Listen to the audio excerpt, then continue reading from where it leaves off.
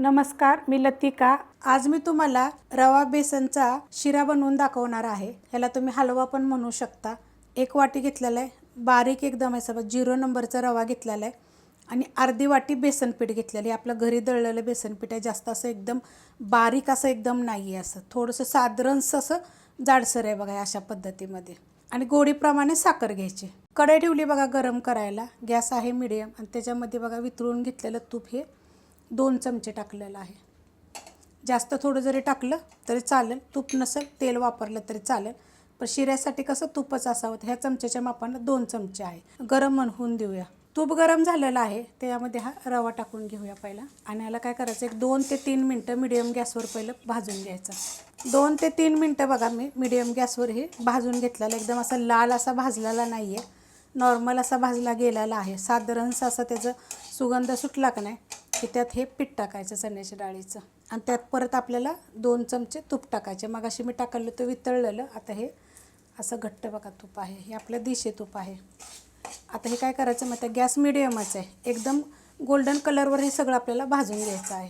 मस्त बघा असं भाजून घेतलेलं आहे मीडियम गॅसवर। आता गॅस करणार आहे बारीक, आणि कलर बघा कसा आलेला आहे। बेसन पीठ जो आपण रवा टाकला होता हा मस्त असा भाजलेला आहे। जेवढं आपण 4 चमचे तूप टाकलं, 4 ते 5 चमचे, जास्त टाकलं तरी पण चालू शकतं। ते तूप पूर्णपणे आता हे सुटलेलं आहे बघा, पूर्णपणे बघा हे असं तूप आलं पाहिजे तोपर्यंत भाजून घ्यायचं, आणि एकसारखं हलवत राहायचं जेणेकरून हे व्यवस्थित भाजलं पाहिजे।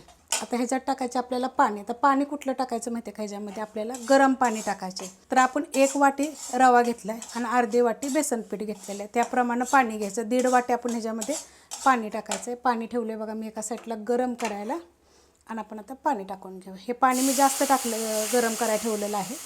मी अंदाजवर पाणी टाकणार आहे, पण तुम्हाला मी सांगितलेलं 1.5 ते 2 वाट्या तुम्ही पाणी टाका। आणि जर पाहिजे तर तुम्ही त्याच्यामध्ये 1 वाटी पाणी, 1 वाटी दूध किंवा अर्धी वाटी जरी टाकलं तरी चालेल। आता हे पहिलं मी मिक्स करून घेते, पूर्ण मिक्स करून घेतलेलं आहे। आता ह्याच्यामध्ये टाकणार हे बदाम, काजू, मनुके तुम्ही थोड्याशा तेलावर परतले तरी चालू शकतात। आता ह्यात टाकायची आपल्याला साखर, तर गोडीप्रमाणे आपल्याला साखर टाकायची। वेलची, जायफळ पूड टाकायची, 2 विलायची घेतलेले आहेत, आणि थोडंसं नकळत असं जायफळ घेतलेलं आहे। तुम्हाला जर ही नैवेद्याला नसेल पाहिजे तर थोडंसं 1 चिमूटभर तुम्ही ह्याच्यामध्ये मीठ पण टाकू शकता। आता हे पहिलं मी मिक्स करून घेते। मिक्स करून घेतलं आहे बघा मस्त असं, आणि जे तूप होतं हे बघा साईटून बघा बाहेर आलेलं आहे। गॅस एकदम बारीक केलेला आहे आपण अगोदरच। आता ह्याच्यावर मी झाकण ठेवणार आहे 2-3 मिनटासाठी, एकदम बारीक गॅसवर। 2 ते 3 मिनटं होऊन गेलेत बघा, बारीक गॅसवर मी झाकण ठेवलं होतं। तर आपण हे झाकण काढून घेऊया बघा, मस्त असं झालेलं आहे।